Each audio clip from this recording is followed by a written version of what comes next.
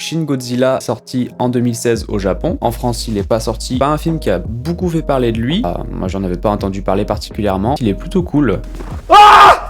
C'est un film japonais, donc ça fait partie des nombreuses versions de Godzilla qui étaient faites au Japon. Donc le premier Godzilla, c'était 53 à 54. Pour Shin Godzilla, c'est 2016, avec, il me semble que c'est 16 millions. Hop là, 15 millions de dollars. C'est pas énorme hein, pour un film avec des effets spéciaux. Parce que par exemple, le gros Godzilla qui était fait aux États-Unis il y a pas très longtemps, c'est 160 millions. 160 millions, 16 millions, un budget 10 fois plus élevé. C'est un Godzilla à faible budget. Ça se voit quand même dans l'esthétique.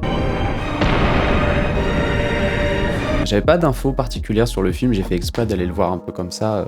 J'ai été surpris parce que c'est comique. Au niveau des effets spéciaux, c'est vraiment pas réaliste. Godzilla qui est presque caricatural, on a l'impression un peu d'avoir on dirait presque un nanar. Au début, Godzilla, il ressemble à rien. Il se traîne sur le sol parce qu'il a ses pattes qui sont pas encore faites. Il a une tête de poisson avec ses yeux bizarres, on dirait un gros poulet.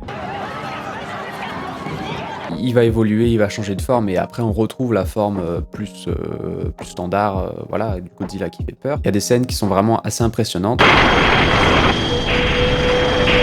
C'est un film qui est fait par le réalisateur de la série Evangelion. Pour ceux qui connaissent la série, c'est une référence, et ceux qui la connaissent pas, je conseille, c'est un animé vraiment cool. Plein de plans qui sont adaptés avec les mêmes concepts qu'on a dans l'animé qui sont mis dans le film. On retrouve la même ambiance musicale, il y a vraiment beaucoup de points communs. En même temps, c'est le même réalisateur, mais donc il n'y a pas de lien direct entre la série Evangelion et Godzilla. Les deux communiquent. C'est un film qu'il faut mettre en lien avec cette série-là pour voir un petit peu qu'est-ce que le réalisateur a fait. C'est un film qui est comique. Pour un Godzilla, on montre pas beaucoup la créature, ou alors c'est pas le plus spectaculaire des films. Il y a une trentaine de Godzilla qui ont été faits juste au Japon. Par rapport à tous les autres films, il est pas très spectaculaire et on a beaucoup de réunions. C'est un film qui est vraiment axé sur la structure de la hiérarchie japonaise, la culture japonaise, plus que la créature en tant que telle. Plus de 60 ans après le premier Godzilla et après un nombre quand même assez important de versions du film, c'est quelque chose qui est assez nouveau. Je trouve ça intéressant parce que on n'a pas juste le Godzilla attaqué par l'armée. Le film montre quelque chose de différent.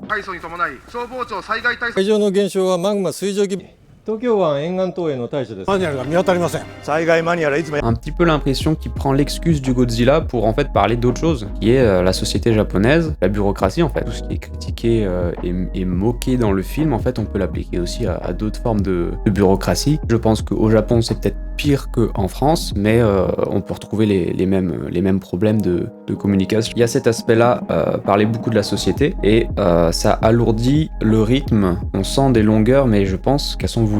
Ça fait partie de cette critique-là et de cette incompétence à gérer la crise à cause d'un système de fonctionnement qui, par principe, en fait, peut pas trop fonctionner quand il faut aller vite. Beaucoup de réunions, de répétitions. J'avais vu passer qu'il y avait bien 1 heure de réunion dans le film, pour un film Godzilla avec plutôt des scènes d'action. C'est assez contre-intuitif. Il y a aussi le lien entre le Japon et les États-Unis, qui est une question centrale dans beaucoup de Godzilla. La métaphore du nucléaire, de la destruction, c'est à cause des États-Unis. Cette démarche-là de mettre une forme sur le traumatisme, que ce soit de l'explosion, des effets du nucléaire. Donc les États-Unis sont toujours présents comme le grand adversaire, plus ou moins l'allié. Enfin, c'est quand même assez toujours ambigu. Là, les États-Unis ont quand même une place assez importante dans la deuxième partie du film. Ils prennent de la place, ils veulent plus ou moins s'approprier la gestion de la créature, le combat contre Godzilla. Il y a beaucoup de sous-lectures en fait qu'on peut voir.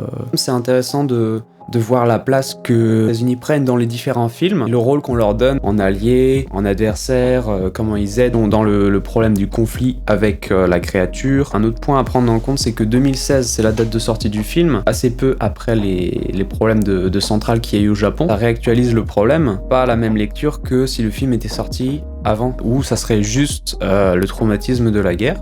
Godzilla, donc, il a différentes formes, il évolue pendant le film, au fur et à mesure des interactions qu'il a avec les humains. Il y a des scènes qui sont vraiment belles, en gardant en tête que c'est un film qui a un budget vraiment limité, qui fonctionne vraiment bien, et malgré une certaine parodie parfois, on pourrait presque croire que c'est parodique la manière dont c'est mis en scène, Godzilla qui bouge pas trop. Parce qu'on voit que c'est pas un énorme budget. En fait, on passe rapidement outre cette première impression. On accepte que c'est pas 100% réaliste, mais en fait, ça marche quand même. La perfection dans le réalisme n'est pas nécessaire. On comprend les enjeux et on peut faire des choses très intéressantes. Vers le milieu du film, il y a une scène où il détruit en partie la ville. Je la trouve vraiment belle avec la musique en plus.